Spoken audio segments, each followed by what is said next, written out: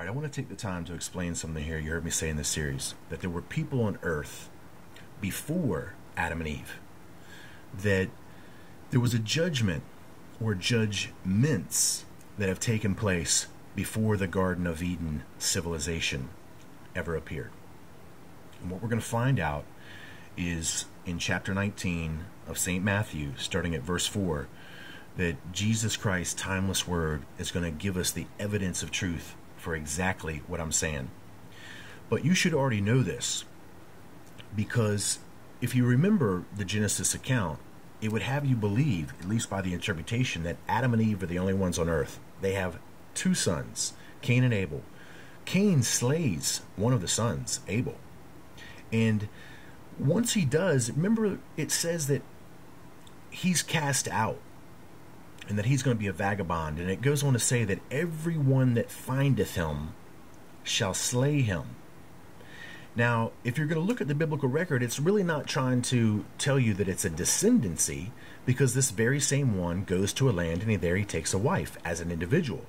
So when we're talking about Cain and all these people that find him, where are all these people at? Cain has not yet gone to the land of Nod. He has not yet taken a wife. Even if he did, those would be his descendants, his own children. Certainly, they're not going to be slaying him. Where are all these people coming from that are going to slay Cain at this time if there's no other people on earth? Well, we're going to find out. That's one of the first discrepancies that if you look into it, where you're going to find out that, yeah, there's got to be people on earth at this time. Now, the next thing to look at is that when Cain leaves the Edenic civilization, he goes to the land of Nod. Well, land of denotes ownership. Personality. Persons can only own things. So the land of Nod is just another civilization. Now, who is the Nodites? You know, the Nodites are basically just code and symbol for the Danites. And then the Danites represent what? The sons of God. The fallen sons of God of Genesis 6.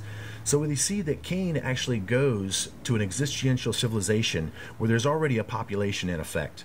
So there he finds a wife. How could he find a wife awaiting in this land if there was no other people to bear her? Well, there's got to be people on earth just by that account. Well, the second thing to consider is the uniqueness of this understanding of the land of Nod. If he goes to the land of Nod, and I'm telling you the Nodites are the descendancy of the fallen sons of God of Genesis 6, well, how do they come about? They come about from the union of the daughters of men with these original Anunnaki. So they mate. So if we've got a land of Nod at this time, at the Edenic timing of Adam and Eve and Cain, and there's already a population there, and I'm telling you it's the descendancy of the sons of God. Well, this descendancy of the sons of God is created from a union of the daughters of mankind. So for them to exist at that point in time, if they're a part of the union of these fallen sons of God and the regular daughters of mankind, there has to be a population of mankind that has daughters for them to take so that they can mate with and then spring this descendancy known as the Nodites. And then there has to be time, which means this descendancy is already in place at the time of the Garden of Eden, because there he goes to this land and there's a wife already of age waiting for him. And this wife is nothing other than a product of the union of the sons of God with the ordinary daughters of men, ordinary mankind. So there has to be a population of mankind already on earth this time for these sons of God to take and then create this descendancy known as the Nodites, which is already in place when Cain goes to that land and therefore takes already a wife of age. Do you understand that?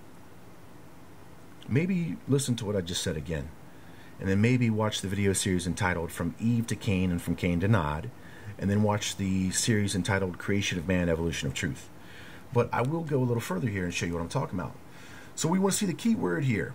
It says, have ye not read that he which made them at the beginning made them male and female? Key word here is beginning. So in order to find that out, what we got to do is we got to go to the beginning. We're going to find out that chapter 1 in Genesis is telling us something very unique. First off, the heading here is original creation.